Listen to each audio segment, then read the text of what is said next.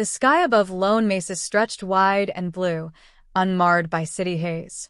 Below it, the land rolled in golden waves, dotted with creosote and mesquite.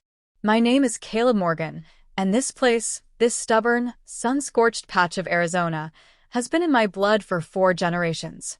My great-grandfather broke this ground with calloused hands and a mule team. My father taught me how to ride fence before I could tie my boots. It's not just land. It's legacy. But legacy doesn't mean much to men like Darren Ellis. It started with the Stewart Tract, a neglected 40-acre parcel bordering my north pasture. When Old Man Stewart passed, the land was sold off in lots to retirees and city folks looking for their slice of the Wild West. Within a year, the High Desert Ridge community was born, stucco homes, desert landscaping, and an HOA more invasive than tumbleweed in spring. They came with their bylaws and newsletters, their community potlucks and lawn standards. I didn't mind at first. Let them enjoy their fantasy. I waved when I saw them riding rented horses along the trails, their cowboy hats too clean, boots too new. I figured we could coexist. I was wrong. Darren Ellis introduced himself the same way a snake might, smooth, cold, and with a smile that didn't reach his eyes. He was the HOA president and walked like he thought the desert owed him something. We first crossed paths at a community gathering he insisted I attend, even though my ranch sat well outside the HOA's official boundary. You might not live in the neighborhood, he said, extending his hand like a man offering a contract with fine print, but we're all part of the same ecosystem now. I've got my own system, I replied, shaking his hand without warmth. That was the last civil word we shared. The first real shot was fired in July. I saddled up before dawn and rode north to check the pasture. What I found stopped me cold. A 10-foot cedar fence, fresh-set posts still weeping sap, ran the length of the ridge and cut straight across my grazing land. My cattle were penned out, milling nervously, eyes toward the creek they could no longer reach. Signs dangled from the beams like insults. Private property, HOA jurisdiction. Trespassers will be prosecuted. My stomach dropped. That creek had watered Morgan livestock since 1938. It was ours by deed, survey, and sweat. I rode the length of the fence, furious and disbelieving. No warning, no notice, just timber and arrogance. By afternoon, I was in Darren Ellis's driveway, dust still clinging to my jeans. He stood there watering a patch of imported bluegrass, golf club in hand like a shepherd's crook. You built a fence on my land, I said, not bothering with niceties. No, Mr. Morgan, he replied, not looking up. We reclaimed neglected common property. Voted on it last month. You're welcome to appeal through the proper channels. But I wouldn't waste the time. I've got decades of maps and water rights that say otherwise. Then sue us, he said, turning the hose aside. We have attorneys. What do you have? A tractor and a temper? He smiled, but there was venom beneath it. To him, this wasn't about land or legality. It was dominance. He wanted to prove that men like me, independent, rooted, had no place in his orderly world. I walked away before my fists answered for me. That night, I spread every deed and plat map across my kitchen table. My hands moved over the yellowed papers like a priest reading scripture. Each document told the same story. The creek, the pasture, every inch of that fenced land belonged to me. Not leased. Not shared. Owned. I called the county office the next morning. They were polite but evasive. The HOA had filed a claim under adverse possession, arguing the land had gone unused and unmaintained. A joke. I had photos from every calving season, drone footage from the last branding roundup. Still, bureaucracy moved like molasses. So I called the one man who could still help me navigate this mess, James Whitman, my grandfather's attorney. He was nearly blind and walked with a cane, but when he heard the word fence, he barked down the line like it was 1975. They're bluffing, Caleb. You fight this, and you fight it hard. For the next week, I was a man possessed. I cataloged photos, filed claims, recorded statements from neighbors who'd seen me working the land. I gathered documents like ammunition. This wasn't just about me anymore. It was about every rancher watching their legacy fenced off by developers with deep pockets and deeper egos. The fence remained. The HOA meetings grew more exclusive. I heard whispers of Darren pushing to expand their jurisdiction, claiming control over adjacent properties for community safety. It wasn't a community. It was a kingdom, and he fancied himself king. One evening, I returned from a long ride and found a certified letter nailed to my gate. Cease and desist. Do not access HOA property. Violations will result in criminal charges. I tore it down and lit it with my matchbook. That night, as the paper curled into ash, I made a decision. I would not beg, and I would not retreat. I would fight, not with fists or fire, but with the truth, with law, and with the weight of 4 generations behind me. I wasn't just defending land. I was defending a way of life. And Darren Ellis had just declared war. The days that followed passed like smoke on the wind, tense, dry, and bitter. Every sunrise brought the same brutal truth. My cattle were cut off from the creek, hemmed in by a wall that didn't belong. I tried trucking in water, filling troughs with my own hands, but it wasn't enough. The heat turned every barrel into boiling steel. The cows were spooked. So was I. Whitman helped me file the official suit. Property rights, illegal encroachment, water diversion. It was airtight, he said. But airtight or not, Darren Ellis wasn't backing down. The HOA countered with a flood of paperwork, claiming community rights, public safety, and historical oversight. It was all smoke and mirrors, distracting enough to slow the process.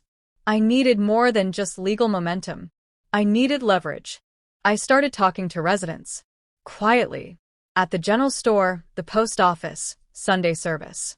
Not everyone in High Desert Ridge was happy with their self-proclaimed king. I met Susan Radley, a retired teacher with more spine than most men. She'd been fined for painting her mailbox an unsanctioned shade of turquoise. I met Tom and Janine, who had joined the HOA board early on, then resigned after their backyard fire pit was cited as non-traditional. They're afraid of him, Susan said. He's turned the HOA into a personal army. Together, we formed a quiet coalition. I gathered testimonies, copies of fines, minutes from meetings. I found out the HOA's lawyer, Mason Ellis, was Darren's cousin. Conflict of interest. Improper contracts. Misuse of funds. The pattern was as clear as the summer sky. Then, I took a step no one expected. I submitted my candidacy to run for a vacant seat on the HOA board. The bylaws were vague. Technically, any impacted property owner within a half-mile of the development qualified. Ellis tried to block me, of course. But he'd stretched the HOA's authority so far, he'd roped me in just enough to qualify. The irony tasted sweet. The vote was held in the Ridges Community Center. Bright lights, fold-out chairs, a stack of ballots, and suspicion in every eye. Darren stood at the podium, voice dripping with condescension. "This rancher thinks he speaks for us," he said. "But this isn't the Wild West. We have rules, order, vision." I didn't speak. I didn't need to. The stack of documents I'd handed out told the story better than words. I won the seat. The room went quiet as the final tally was read. Darren's face flushed with something between rage and disbelief. I shook hands, thanked the voters, and left without a word. That night, I sat on my porch, stared out over the land, and felt something shift. I wasn't just fighting back anymore. I was inside. My first board meeting as an elected member of the High Desert Ridge HOA began with a tension you could slice with a branding knife. Darren Ellis sat at the head of the long table, flanked by loyalists who blinked like owls when I walked in wearing boots caked in ranch dust. "Mr. Morgan," he said, with forced civility, "I trust you're familiar with our agenda." "I am," I said. And I brought a few items of my own. From the outside, it looked routine, paper shuffling, quiet votes, polite nods. But underneath it was a chess match, every move deliberate. I motioned to audit the HOA's last 2 years of spending. Predictably, Darren objected. But the motion passed by a single vote, Susan's. She'd rallied 2 quiet supporters to my side. Over the next few weeks, the foundation Darren had built began to crack. The audit revealed bloated landscaping contracts awarded to companies owned by Darren's golfing buddies. Thousands in administrative fees funneled into a dummy account linked to Mason Ellis. Even board meeting minutes had been selectively edited, votes altered, dissenting voices omitted. We presented the findings to the residents in a public meeting. I stood under the flickering fluorescent lights of the Ridge Community Hall, documents in hand, my voice even and unshaking. "This isn't about fences," I said. "It's about fraud. It's about power used not for the community's good, but for personal gain." Murmurs filled the room. A few people walked out, but most stayed. Most listened. Darren tried to pivot, tried to charm, but the mask had cracked. Even his loyalists began to question. One by one they turned. Resignations followed. Mason Ellis disappeared from meetings altogether. Investigations were launched by the county. Meanwhile, my lawsuit pressed forward. With new evidence from the audit, Whitman filed a motion to expedite the trial. The HOA, now fractured and leaderless, couldn't maintain their defense. 2 months later, the court ruled in my favor. The fence came down. The creek flowed freely once more, cattle drinking under the same sun that had watched my great-grandfather build the first fence lines. The HOA was ordered to pay damages, enough to cover legal fees, lost grazing revenue, and then some. Darren Ellis? He vanished like a desert mirage, sold his house in silence, and left town with his tail tucked between his designer slacks. But I didn't feel triumphant. I felt restored. Because it wasn't just about land. It was about standing your ground, even when the world tries to pen you in. In the weeks after the judgment, silence returned to Lone Mesa, but it wasn't the old silence, the comforting hum of cicadas and distant cattle calls. This silence was different. It was reverent, like the land itself had exhaled after a long, bitter fight. The fence was gone, the pasture acclaimed. The creek sparkled again beneath the midday sun, meandering through cottonwoods like it had for generations. But something in me had shifted. Victory, I learned, doesn't always feel like a sunrise. Sometimes, it feels like a bruise that finally stops throbbing. High Desert Ridge entered a strange limbo. Without Ellis at the helm, the HOA limped along under interim leadership, people more interested in garden clubs than land grabs. They tiptoed around me now, careful, polite. The board invited me to stay, but I declined. "I'm a rancher," I told them. "Not a politician. You've got your community. I've got mine." Susan Radley stopped by a week later with a peach cobbler and an apology for not speaking up sooner, she said. I told her she had nothing to be sorry for. She smiled, left the cobbler, and promised to make sure no one in the Ridge ever forgot what had happened. I took her at her word. But the real reckoning didn't come in the courtroom or board meetings. It came from the land itself.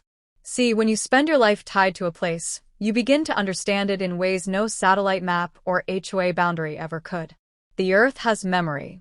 It remembers every hoofprint, every drought survived, every battle fought and buried beneath the topsoil. So I gave something back. With the settlement funds, I didn't buy a new truck or upgrade the house.